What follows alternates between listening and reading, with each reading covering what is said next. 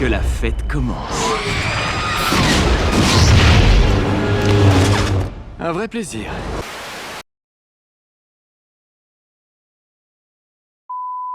Salut à tous et à toutes et bienvenue pour cette nouvelle vidéo sur une saga pas très connue. On va partir sur du Star Wars les mecs. Star Wars, tout le monde connaît Star Wars, saga incroyable avec une multitude de films interminables. La dernière trilogie elle était de trop là, Disney ils ont fait n'importe quoi, je suis pas très fan. Ah je suis pas fan frère, je suis pas fan. Moi voilà, je suis plus fan de la trilogie sur Anakin, hein. On va dire que ma génération a grandi avec la trilogie sur Anakin, trilogie incroyable avec ce combat mythique entre Anakin et Obi-Wan Kenobi.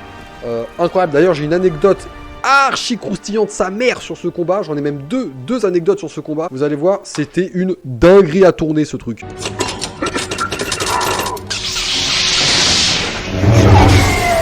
Donc on est parti pour les 10 anecdotes, j'ai enlevé le pull, alors je suis désolé les filles, j'ai pas filmé le moment, mais dites-vous que j'ai le corps de ce mec, clairement, je vous jure c'est vrai. Alors les gens, on est parti pour la première anecdote. La première anecdote va concerner le Faucon Millenium. Ah, on commence fort, direct, on s'attaque au gros vaisseau. Le Faucon Millenium, il a été créé avec un hamburger et une olive. Une olive! Je vous jure, oh là, c'est vrai. Tu la manges, l'olive! Tu la manges! C'est bon! Le vaisseau le plus connu et le plus culte de l'histoire du cinéma a été créé autour d'un repas. C'est juste après avoir mordu dans un hamburger et en déposant une olive sur le côté que l'idée a germé dans la tête de George Lucas. Si il lui a fallu un hamburger et une olive pour faire le Faucon Millenium, il s'est inspiré de quoi pour faire cette merde? Et vous, Paul, quand vous est venu le coup de la merde? On va passer à la deuxième petite anecdote qui est Luke a failli devenir Dark Vador les mecs. Suite au combat entre Luke et Dark Vador, hein, le combat ultime entre le père et le fils, et bien en gros dans le premier scénario, enfin Dark Vador du coup fait ses adieux à Luke. Et normalement, dans ce premier scénario, Luke, après la mort de son père, aurait dû prendre le masque de Dark Vador, le mettre sur sa tête. En gros, Luke Skywalker aurait pris le rôle de son père. Ça devait être ça le scénario de base de la fin de Star Wars. Et finalement, non, bah, c'est la fin que tout le monde connaît, où les gentils gagnent, et puis les méchants perdent, et puis voilà, aucune originalité. Le cinéma, c'est toujours la même chose. Ça me casse les couilles. C'est pour ça que j'étais content avec Thanos. À la fin de Avengers Infinity War, quand j'ai vu que c'était Thanos qui avait gagné, j'étais putain d'heureux, j'étais fier. À la fin de Endgame, j'étais déçu, parce que tout le monde revient, c'est bateau, ça fait chier tout le monde. Putain. Lis dans ton cœur, tu sauras que c'est vrai.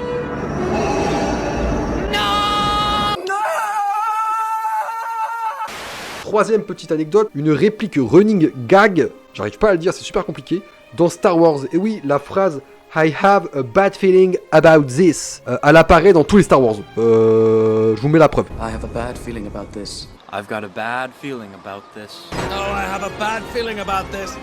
I've got a bad feeling about it. Quiet. What? I have a very bad feeling about this. I got a bad feeling about this. I have a bad feeling about this. Donc j'ai un mauvais pressentiment, hein, tout simplement, en français. Elle revient dans tous les Star Wars. Pourquoi? Je ne sais pas. Mais elle est là frère, elle est présente. On va passer à la quatrième petite anecdote, un James Bond dans Star Wars. Et oui, Daniel Craig a joué dans Star Wars. Là vous allez me dire, mais mec, j'ai vu tous les Star Wars moi frère. Daniel Craig, je l'ai jamais vu frère. Tu dis que de la merde frère. Nous étions comme des frères. Je t'aimais, Anakin.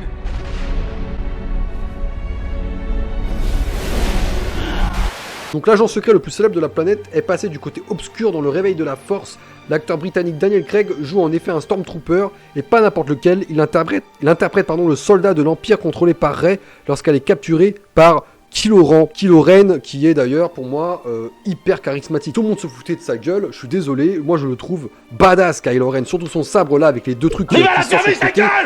Donc on va passer à la prochaine, donc la 1, 2, 3, 4, 5e petite anecdote sur le son du sabre laser. En gros, le son du sabre laser, c'est associer le son d'une télévision et d'un vidéoprojecteur. Cela a permis de créer le bourdonnement si particulier des sabres laser. A noter que le son des chasseurs TIE a été obtenu à partir du cri d'un éléphant. Les gars, franchement, pour faire des sons, ils sont prêts à tout. Hein. Ils sont prêts à foutre un micro dans le cul d'un singe, ça fait le son du sabre laser, tu sais. C'est n'importe quoi, putain. Parce que le son du sabre laser, on va pas se mentir, il va rester ancré dans l'univers du cinéma. Hein, ce...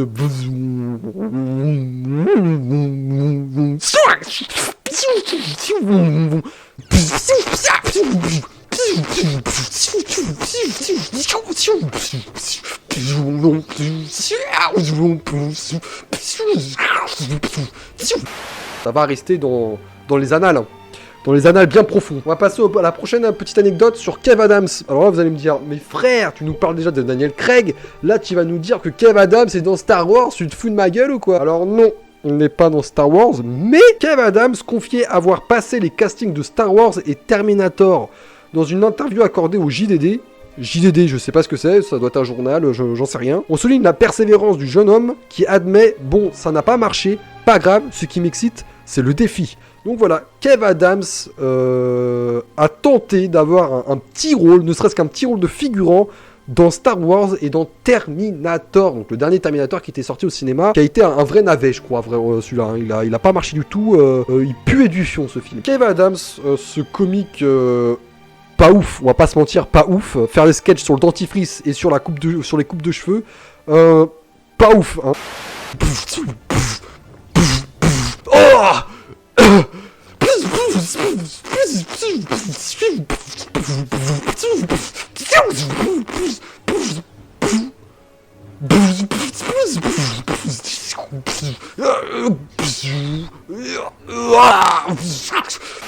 Prochaine anecdote, donc là on en est à la 1, 2, 3, 4, 5, 6, la 7ème petite anecdote, la fin approche, hein. C'est dingue comment ça passe vite le temps. À l'origine, Luke ne s'appelait pas Skywalker, mais Starkiller. Alors le personnage de Mark Hamill ne s'appelait pas Luke Skywalker, mais Luke Starkiller.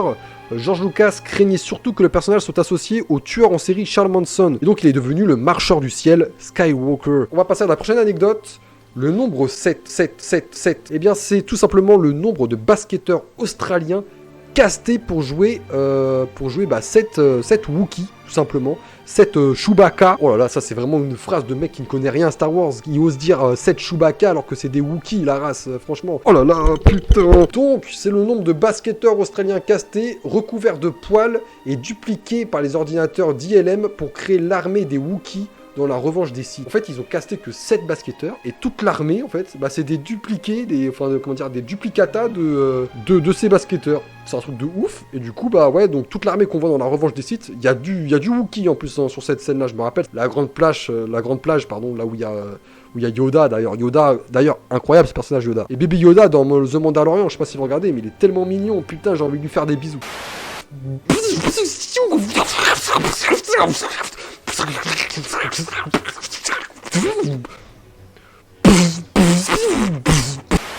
Je viens de péter, frère.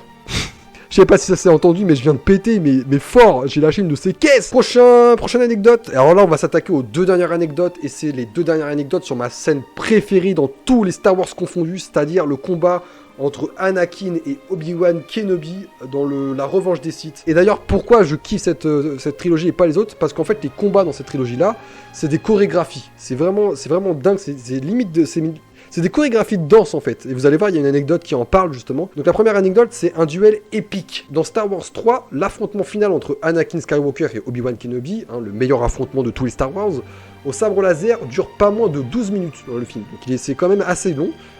Et c'est bordant, franchement, moi j'ai la gaule à chaque fois que je regarde cette scène. Hayden Christensen, l'acteur qui joue Anakin, et Ewan McGregor, Obi-Wan, n'ont pas eu recours à des doublures sur cette scène-là. Ils ont dû s'entraîner plus de 3 mois en compagnie du coordinateur de cascade Nick Gillard, j'en sais rien. Ça, je vous mets une petite vidéo là, tout de suite, non, juste là, je galère avec la caméra, c'est chiant.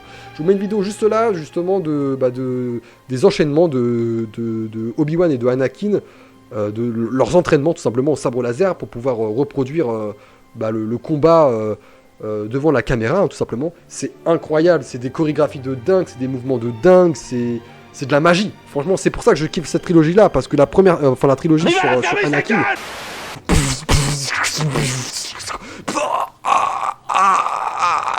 Tu me trouves Anakin, fils de pute. On va passer du coup à la dernière petite anecdote qui est un lieu de tournage dangereux. Tout simplement pour le duel final du film, donc ce combat encore avec Anakin et Obi-Wan, qui voit la chute finale d'Anakin Skywalker du côté obscur, bien sûr la naissance de Dark Vador. George Lucas voulait voir représenter sa vision de l'enfer. Pour ce faire, une équipe de tournage a été tournée sur un authentique volcan en éruption, donc l'Etna en Italie. Plusieurs de ces séquences filmées à grand risque servent de décor au duel entre Anakin et son maître Obi-Wan sur la planète Mustafar. En gros, ils sont allés, comme je viens de le dire, ils sont allés au bord du volcan de l'Etna, volcan qui était en éruption, pour avoir des scènes, des images fortes de flammes, tout simplement, pour pouvoir coller tout ça dans le combat et pour rendre la scène épique. Je trouve ça juste incroyable, c'est fou, j'adore. Tout simplement, c'était les 10 petites anecdotes sur Star Wars, donc sur l'ensemble de la saga. Des bisous, à la prochaine pour une autre vidéo sur d'autres anecdotes, peut-être sur une autre saga. J'ai une petite idée. Des bisous, ciao, et puis à plus tard. C'était Star Wars. Tu me trouves Anakin. Anakin. Fils de pute.